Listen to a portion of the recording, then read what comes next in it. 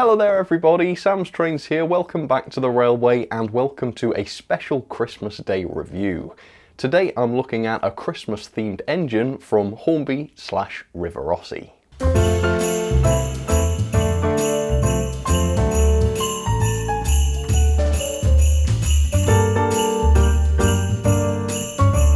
Here in the UK, Hornby's deal with Coca-Cola brought us models like these, which range from the slightly boring to the utterly horrendous. But over in Europe, it seems that customers are treated to slightly better models, such as this, which is a Heidelberg GT6 Tram produced by Hornby's brand Rivarossi. Now, I don't know about you, but to me, this looks miles better. It actually looks like a proper model rather than the toy grade models that we get over here in the UK. And it's actually more accurate than the UK models as well, because one of these GT6 trams really was painted into a Coca-Cola livery once upon a time, which I think is more accurate than any of the UK models that we've seen. This accuracy does come at a bit of a cost though, and this year's version of this model comes in at an RRP of £178.49, which really does make this a premium model. And that means I am going to be expecting a lot of detail and finesse in this model, not to mention quality and top-notch performance too. Having said that, I did not pay that high price for mine. As you can see by the box, I paid £82 for this, and I bought this directly from Hornby at an exhibition. Now, it's quite interesting that a manufacturer suddenly finds themselves able to reduce a model by this much, because this was better than half price. So does that mean that this product was not that expensive to produce after all? Or maybe they just didn't sell and they've had to shift these at a loss. I'm not sure, but it's quite interesting. Anyway, what is this like? It's another Rivarossi model, which have been fantastic based on my past experiences. So let's get started and let's take a look. And even though I've not experienced this product in any way at the moment, I find myself liking it already. It just speaks of effort, doesn't it? The packaging looks awesome. It's not just standard packaging. It's got the Coca-Cola on the front, and it looks as though quite a lot of effort has been put into the livery as well. And I think with these more novelty products, effort is really important. I think Hornby do have a tendency to just sort of slap a livery onto an existing model and then just churn it out and expect people to pay top dollar for it. I think this seems to be a bit of a step beyond that sort of thing, which is really good to see. I could be wrong, hopefully I'm not. Let me show you the end of the box then. So the product number I have here is HR2755 Urag Strabenbahn. I'm so sorry for the pronunciation. Strabenbahn means tram, I believe. And then you've got Coca-Cola, and then that word at the bottom, which I won't try and say in German, but it just means Christmas tram, basically. So yeah, that makes sense. It certainly does look like a Christmas tram. Let's open up the box and take our first look.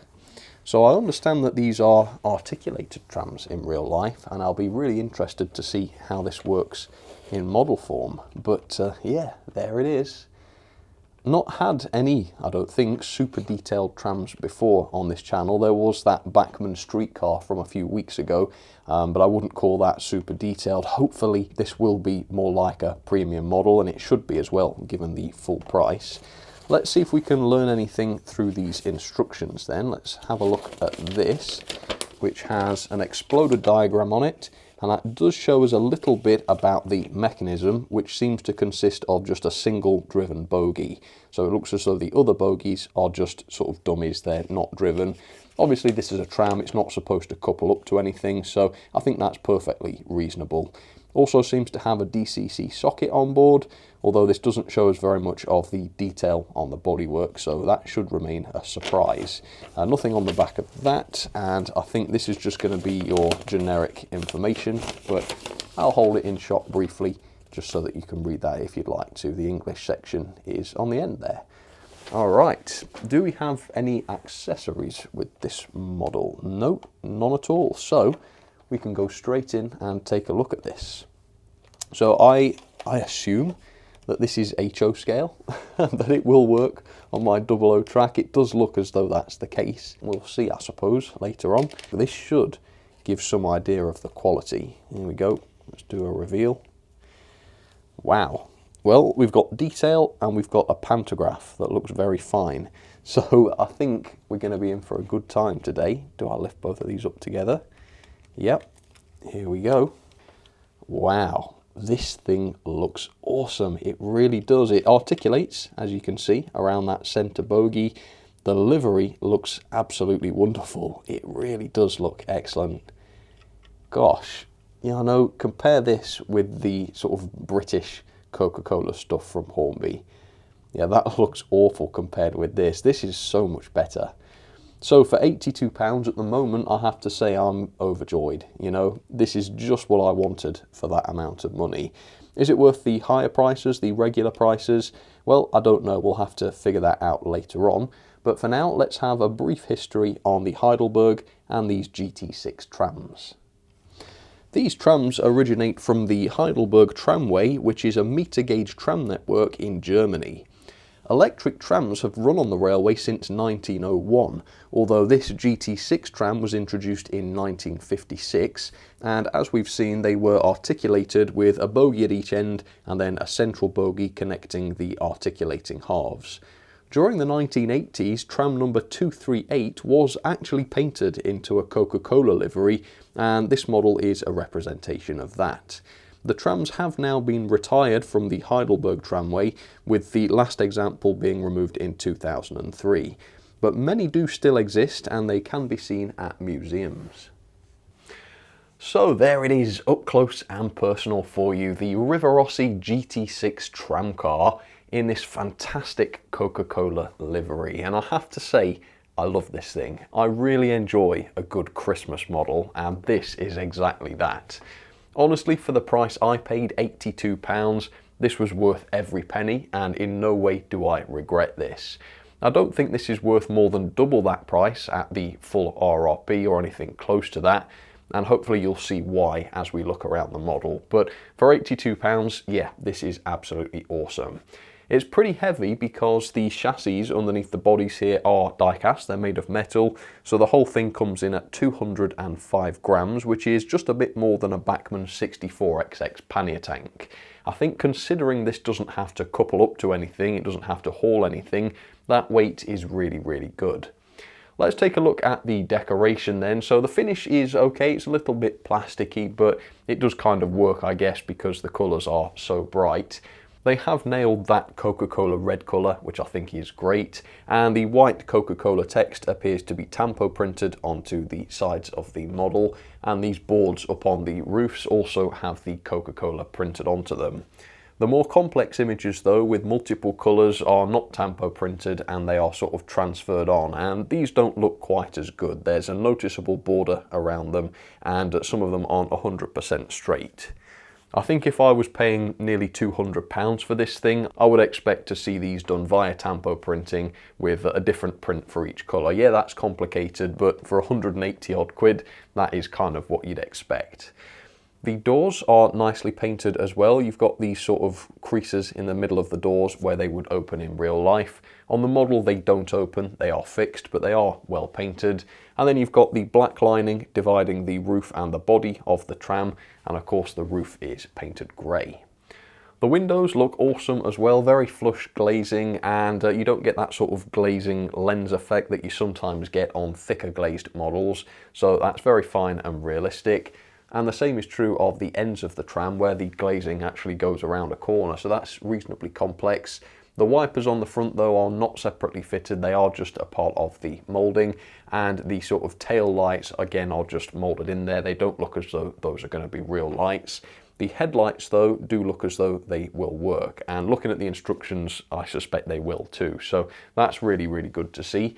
And then above the cab, you've got a little tiny sort of plate with Coca-Cola on it. That's a really nice touch. And then you've got the number, which is one up at the top there.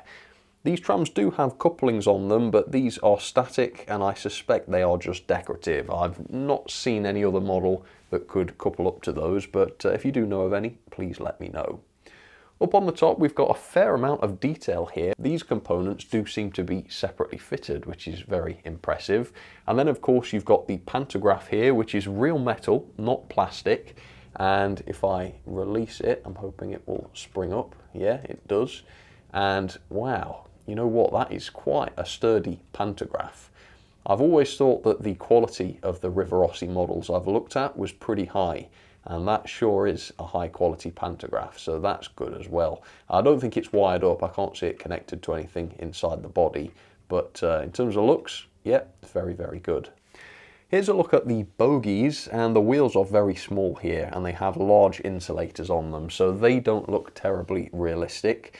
And there is a little bit of bogie detail here as well, which looks decent, although to be fair, the bodies do cover up most of the bogies, so you only really get a little peek of those. I think the biggest disappointment with this model, particularly if you'd paid double what I did, is the interior. We have got some seats inside this model, but they're not decorated or painted. The cab areas are left unpainted as well. There's no controls or anything. And the interior is quite heavily tainted by the mechanism of the loco, whether it be the pickups soldered onto the non-driven bogies, the raised floor above the powered bogie, or the very conspicuous 21-pin DCC socket, which is very clearly visible through the windows. Frankly, I've seen other models of this kind hide the mechanism and the DCC socket much better than this. I've even seen some N-scale models which have done a better job of disguising the mechanism. It's also a bit odd that they've gone for a 21-pin socket, given how large and ungainly those things are. An X18 would have served this a lot better, I think, but I don't know, maybe this has got more functions than I realise. So overall, it is a relatively simple model where the detail is concerned, but for the right price, this seems completely reasonable, and I really did pay the right price, I think. Like I say though, this is not worth £178.49 in my opinion, because the decoration is relatively simple, there isn't that much in the way of separately fitted parts, and that interior is just not befitting of a loco that costs almost £200. It does, however, look fantastic. I just love this Christmas livery, and I can't wait to see this on the track and up and running. So let's do that next. Let's take a look at the performance and also the mechanism. So there it is down onto the track. Such a cool looking model, particularly in this livery. I've already filmed the initial performance test and I'll show you how that went in just a second. After that though, I did a quick disassembly to take a look at the mechanism, and that's what I want to talk about now. So the mechanism is probably just about fit for purpose, given that this is a relatively lightweight model that's not going to be hauling very much. But frankly, given the full price of the model, and really even the price I paid, I think the quality of the mechanism is lacking quite a bit, but let's see what you think.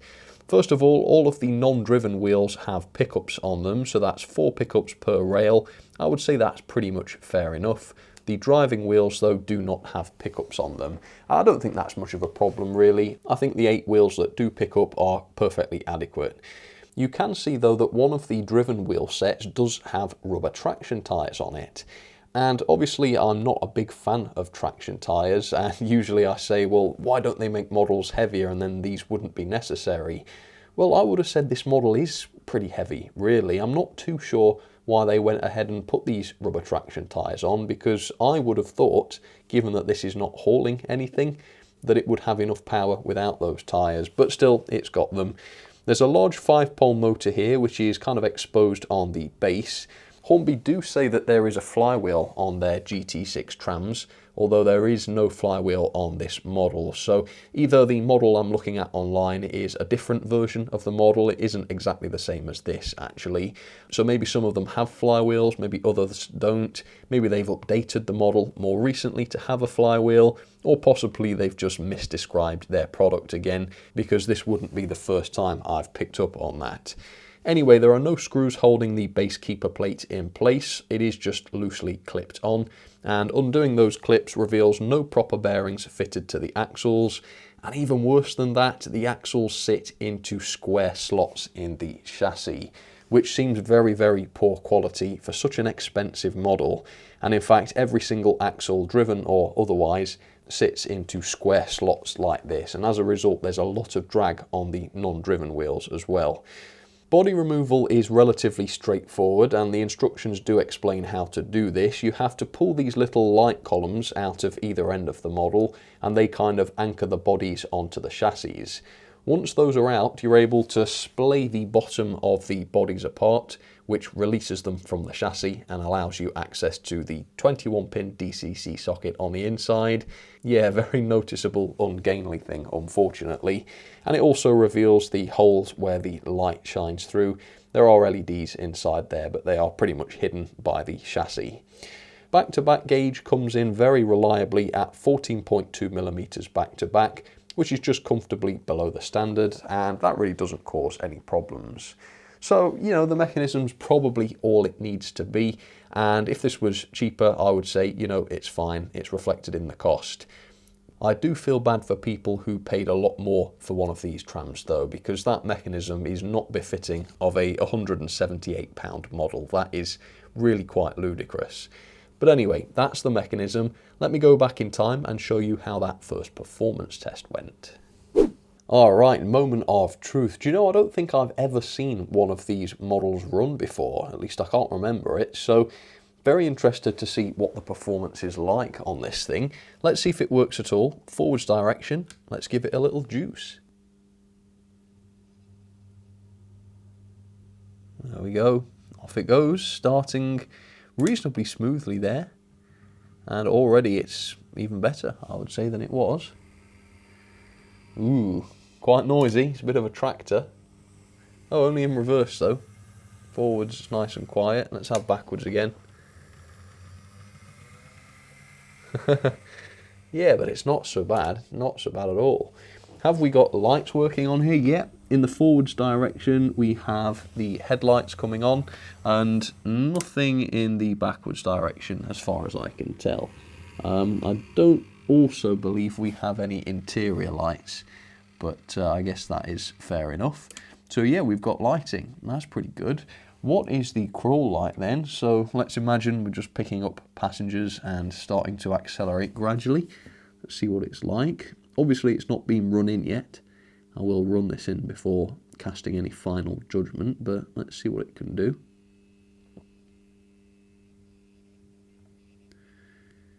Alright, so it can go very, very slowly, but at the moment it's quite coggy.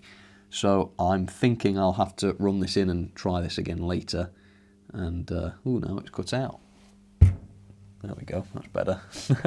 And let's see how it gets on then. But performance-wise, to say this is its first ever run, it seems to be absolutely fine, doesn't it? And it does look great as it moves along. I would say it's even getting smoother already, which is great. So, let's go for 50% speed. Let's see how it handles Gordon's Hill and the curves and such. And let's run this baby in. So, here we go. The Coca-Cola Tram. Crikey, it's noisy. Oh, flipping heck, it's noisy. It looks awesome when it articulates, though. Yeah. Alright, well, there you have it. There's the answer. Yes, it seems to handle the curves fine, and it looks awesome as it does so. Yeah, that articulation's great. And obviously, because it's relatively lightweight and it's not hauling anything, no slowing down or anything on the curves. So performance seems to be really, really good.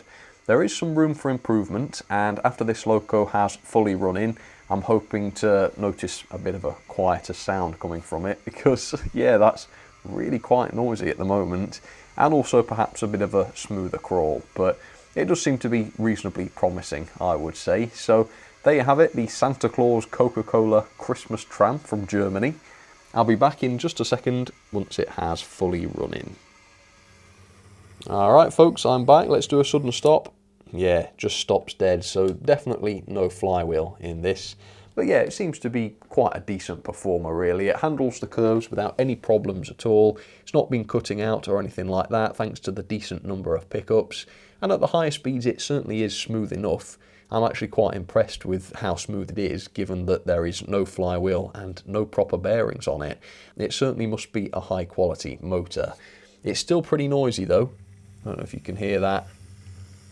It goes through cycles of being sort of less noisy. I suppose at the moment it's not too bad, but you'll hear during the running session most likely in a moment that it does become a lot noisier at times. But honestly, I'm not that surprised given the quality of the mechanism. Anyway, let's park it there and see whether the crawl is any better now than it was. It was pretty slow before, but it wasn't very smooth. So let's see if running in has been able to improve that some. Here we go. Yeah, not really. Very coggy. And of course that makes sense now. I thought this had a flywheel when I did that initial test because Hornby's website said these did. It doesn't though, so that is pretty coggy. And there's obviously a fair bit of friction in the system as well, thanks to the lack of proper bearings and the other non-driven wheels which sit into those square slots as well as the drivers. It's a bit smoother in reverse though, that's interesting. Yeah, and then forwards, it kind of jumps and hobbles along. Wobbles quite a bit as well, can you see that? But then when you speed up beyond there, it sort of becomes a lot smoother. And it looks a lot better too. So yeah, it's not a terrible performer or anything, but this is not a £180 model or anything close. So certainly don't be paying that for one of these. Anyway, let's have another running session then, and I'll show you some other trams. Let's go for half speed. There we go. Alright, so on the middle line, I've got one of my Bachmann streetcars here. And I reviewed this one not that long ago. And this one was actually £6 cheaper than I paid for the Rivarossi tram. And this has got DCC, it's got sound, it's got the sparking pantograph with the synchronised audio. It's got a lot more features than the Rivarossi, but then again, this is admittedly much less detailed and it's a smaller model. So not an apples to apples comparison, but yeah, I must say the features of this thing, struggling a bit on the point there, seem to be a lot more advanced than the Rivarossi. And then we got the first tram I ever owned on the inside line. I do show this one a fair bit. It seems to come out whenever I do a tram review. But yeah, that's another old-fashioned Bachmann one. Quite primitive now, I guess. Right, where is that Coca-Cola tram? Should be coming around the corner any second. There we go. So yeah, I have to say I like this thing. And at the right price, I could easily recommend it to you. If it's the sort of thing that you can pick up reasonably cheaply, then it make a great model that you can get out once a year, put it on the layout, maybe even run it around the Christmas tree at Christmas time, and it's an incredibly delightful looking model. The Coca-Cola livery is obviously very Christmassy, and it's got the Santa Claus transfers on the side as well, so it looks fantastic, and I think the performance is certainly adequate. It's definitely good enough for sort of base of Christmas tree running or something like that. So there you have it, a close look at the Rivarossi GT6 tram. Very interesting to look at. Definitely the best tram I've ever looked at, not by a country mile or anything, but by some margin, certainly. And it's also a very enjoyable model to run as well, just because it's very different. So yeah, I can say that I enjoy this thing. And now then, let's have some ratings on the Rivarossi GT6 Heidelberg tram. The level of detail I've given a middle-of-the-road score of 3-star. There's a bit of a mixed bag here. I mean, the decoration looks pretty decent. I love the red livery and the Coca-Cola lettering and such. It's a great livery, isn't it? Particularly for this festive time of the year. I also like the finesse in the bodywork. There might not be an awful lot of sort of detail and separately fitted parts, but it was clearly designed reasonably recently because the quality of the moulding is pretty high. On the other hand though, there's very little interior detail, and what interior detail there is has been ruined by the visible mechanism and DCC socket inside there. And it's also very light on special features such as openable doors and that sort of thing. The performance though is a little bit better. I've given it 4.5 star. It is a good smooth runner actually, capable of doing a fairly decent crawl, but it is a little bit on the noisy side and it is quite coggy and juddery at the low speed, possibly due to the lack of flywheel. Pulling power I'm leaving out because there are no couplings on this and it's not designed to couple to anything anyhow, so not applicable for that. The mechanism for me is a 2-star, not an awful lot to shout about here. I think it does have enough pickups, but it isn't all-wheel pickup, unfortunately. It also has rubber traction tyres, no flywheel, and also square axle boxes and no proper bearings. I think for a relatively expensive model, particularly at the full price, the quality of the mechanism here is quite poor. So I've given it 2-star. The quality in general though is much better. I've given it 4.5 star. It's pretty heavy, it's well built, there's a lot of die cast on the chassis and that sort of thing. I do think the transfers on the decoration side of things do pull the quality down a little bit because they're not always perfectly straight and you can see borders around them. I know I'm holding this to a high standard, but it is quite a pricey model, so I really feel that I need to. Value for money then, £178.49. I think that is a lot of money for a relatively basic model like this, not to mention the relatively poor quality mechanism too. So I'd give that 2 star. I think the price I paid is more like a 4 star though, £82. That's a much better representation of the model, and I think the slightly simple nature of the model is much better reflected at that price. So I've split the difference and given it 3 star. So overall that is 6.89 out of 10, or a grade of D. Yeah, I would say for a sort of novelty with a basic level of detail, this is a recommendable model at the right price.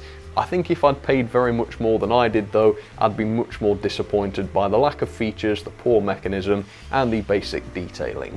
Into the logbook we go then. It is 32nd place, above the Rivarossi Big Boy and below the Rivarossi Shunting Tractor. So looks as though the Rivarossi models are quite consistent and they're getting quite similar scores.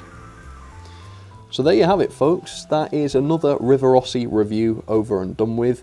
Do comment down below and let me know what you think of this. Have you got one of these? Have you got one in a non-Coca-Cola livery? If so, what is that like? Have you got a similar tram from Rivarossi that does have a flywheel, as Hornby describe? Are there different versions of the model? Are there other similar models that have different specs? Yeah, if you know more, please do share that with me. But for now, I hope you enjoyed this review. Merry Christmas to everybody if you're watching this on Christmas Day, and I hope you had a great time if you're watching this sometime afterwards. Thank you very, very much for watching, and I'll catch you on the next one. Alright, cheers folks, you take care.